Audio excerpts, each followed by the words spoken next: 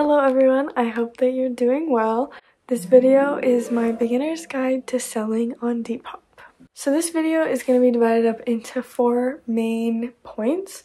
The first one being why Depop, why do I choose to sell on Depop instead of other reselling platforms? The second being what should I sell, deciding what is the best to list on Depop, and then understanding how to make listings, and then how to ship out your items. The first subject I'm going to touch on is why should you sell on Depop instead of other reselling platforms such as eBay and Poshmark. I've tried eBay and Poshmark, and I know there are a variety of other reselling platforms, but personally I have seemed to find that selling on Depop works the best for me. They're really buyer friendly. They have a great support system that a lot of other companies don't have.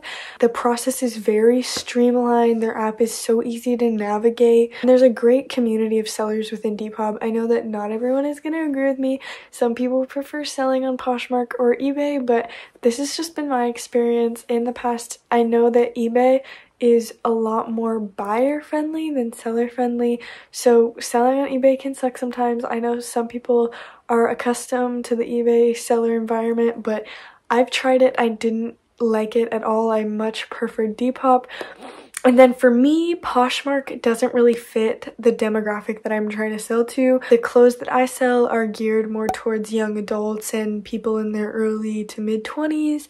And you know, you don't find as many of those people on Poshmark. So I used to list everything that I list on Depop also on Poshmark, which is something that you totally could do. I encourage you to look into depending on what you're selling. For me, I sold maybe one thing on Poshmark.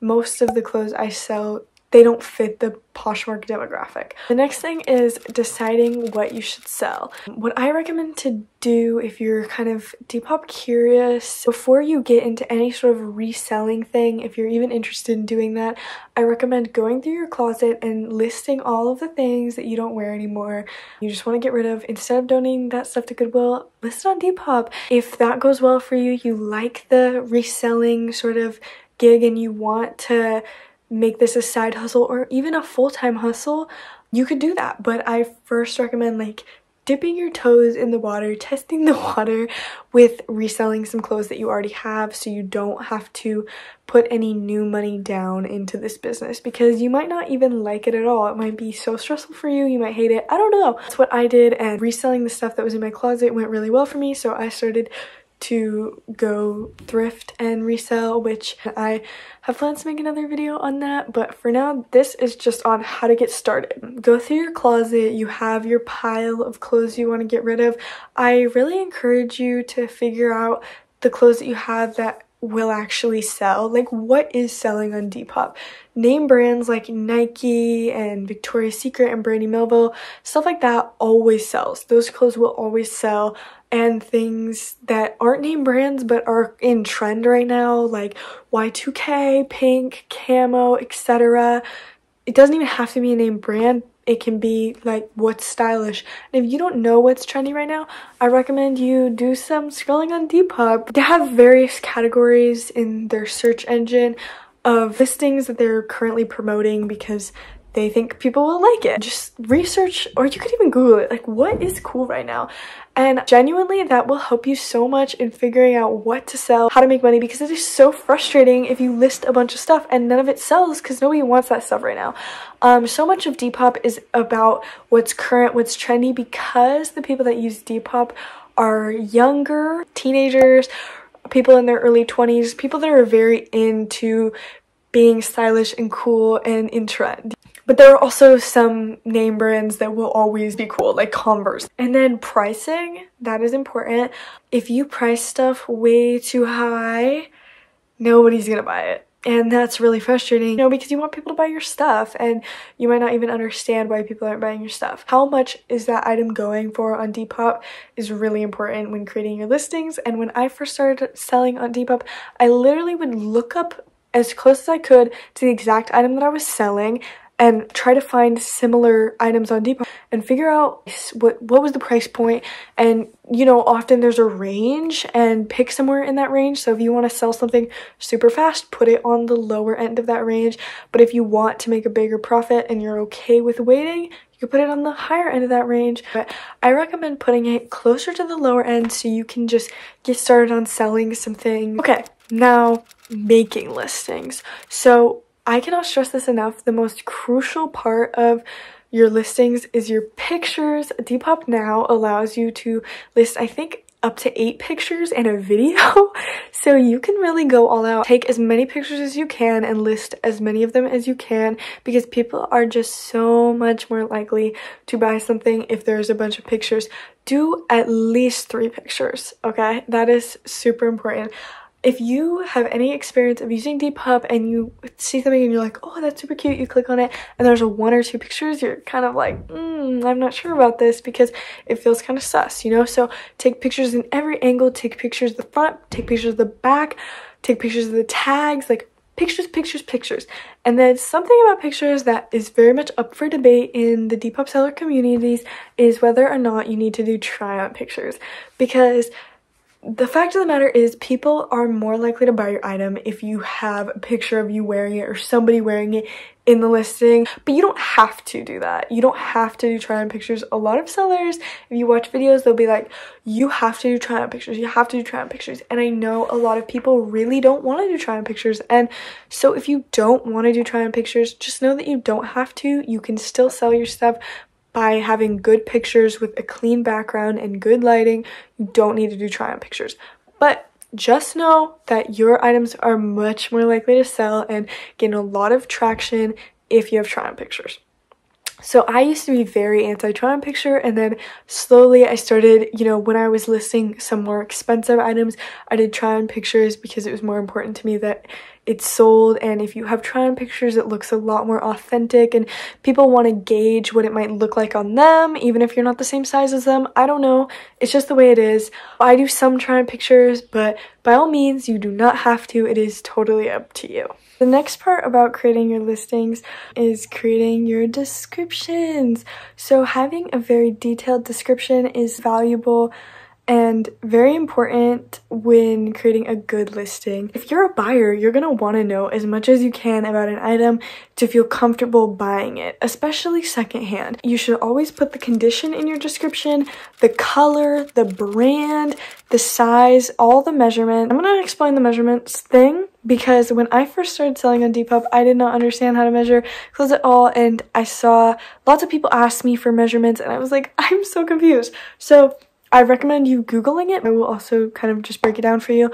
So with shirts, you want to do pit to pit measurement, and then also the length from top to bottom. Pants, you're going to do the inseam, the rise, and then the waist. For a lot of women's pants, you're going to want to list the hip measurement as well, because if you don't, a lot of people are probably going to ask you for that. First thing that you put, the first line is gonna be the item. So it's like, let's say American Eagle blue t-shirt.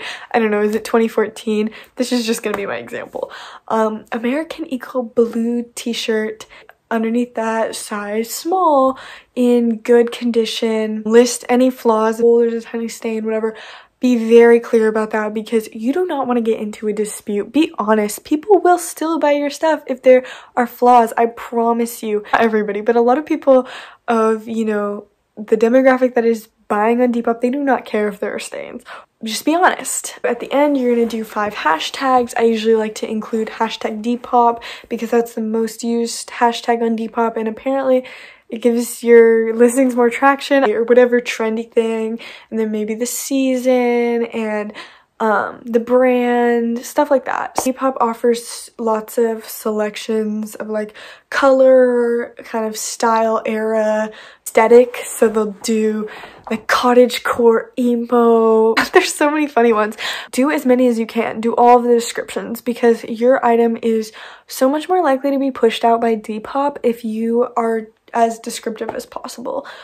My last point is navigating shipping on Depop. I think for a lot of people, understanding how to ship on Depop is the biggest kind of scare away from using Depop, because they're like, shipping, how does that work? But the way that Depop does it is they have pre-made shipping labels, so you just tell them the weight of the item.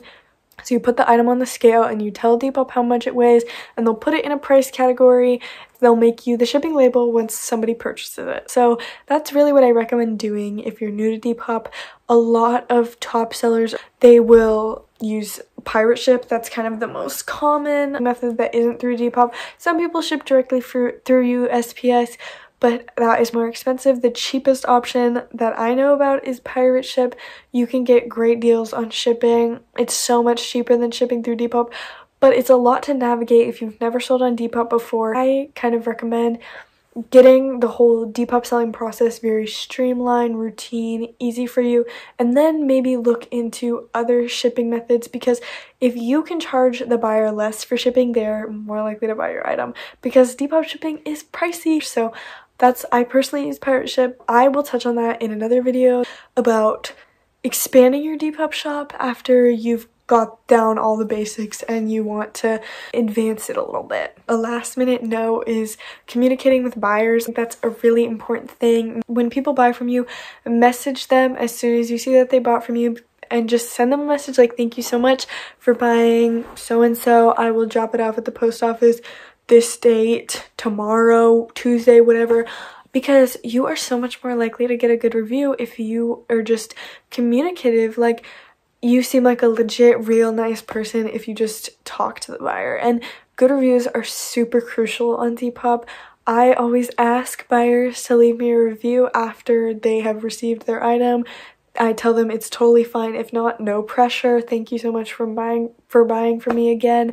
And a lot of the times people leave me reviews. Don't ever be afraid to ask. It's okay to talk to people. People appreciate that. I have bought a lot of stuff on Depop, and I really appreciate when sellers actually message me. Thank you so much for watching my video. I am gonna upload some more Depop content in the coming weeks.